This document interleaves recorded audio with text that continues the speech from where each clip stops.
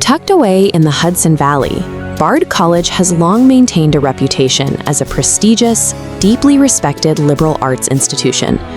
For an astonishing half-century, the school was guided by a single visionary, Leon Botstein. Taking the presidency at just 29 years old, he shaped the modern identity of the campus over 5 decades. Then, in May 2026, the 79-year-old released a lengthy letter to the campus community. He announced he would be stepping down at the end of June. This departure was forced by an independent review published just hours before his announcement went public. The external review, conducted by the law firm WilmerHale, did clear Botstein of any illegal activity or involvement in abuse.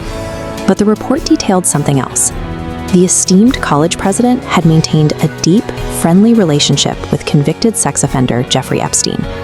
For years, Botstein publicly insisted he had no personal connection to Epstein. He claimed their interactions were strictly professional, centered entirely on fundraising for the college. The investigative findings force a closer look at how an academic leader justified a long-term, personal entanglement with a notorious criminal, and why he believed it could stay hidden. Epstein enjoyed significant physical access to the college. On multiple occasions, he arrived on campus by helicopter. The two men met multiple times. Botstein asked Epstein to be a guest at the 2013 graduation ceremonies, and even suggested they meet up for an opera performance. In 2018, the Miami Herald published horrifying new details regarding Epstein's criminal prosecution and the scale of his abuse. Instead of severing ties to protect the college, Botstein actively reached out to Epstein just weeks after the reporting broke. In his emails, Botstein explicitly referenced their friendship and wrote, "I want you to know that I hope you are holding up as well as can be expected."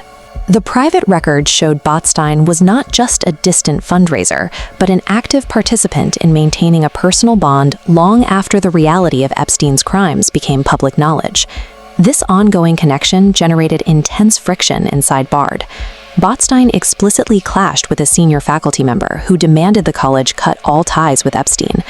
To defend the relationship to his staff, Botstein argued that he viewed Epstein as an ordinary sex offender who deserved the same presumption of rehabilitation as any other convicted person. At the core of this conflict was a 2016 financial transaction where Epstein steered $150,000 directly to Botstein.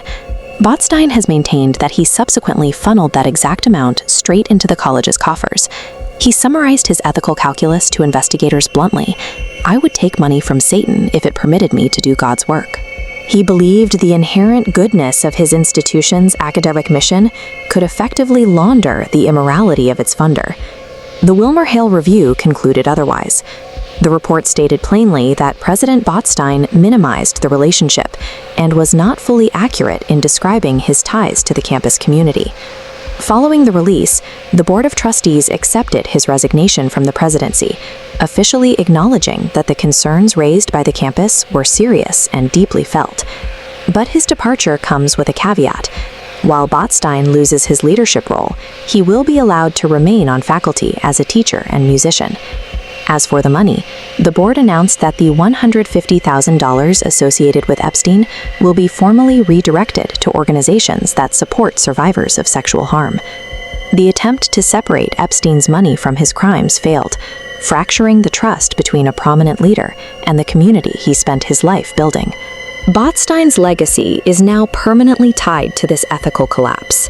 His exit stands as a stark warning to the broader world of higher education and institutional philanthropy regarding the desperate, blind pursuit of funding. In the high-stakes world of institutional leadership, claiming to do God's work never insulates you from the consequences of doing business with Satan.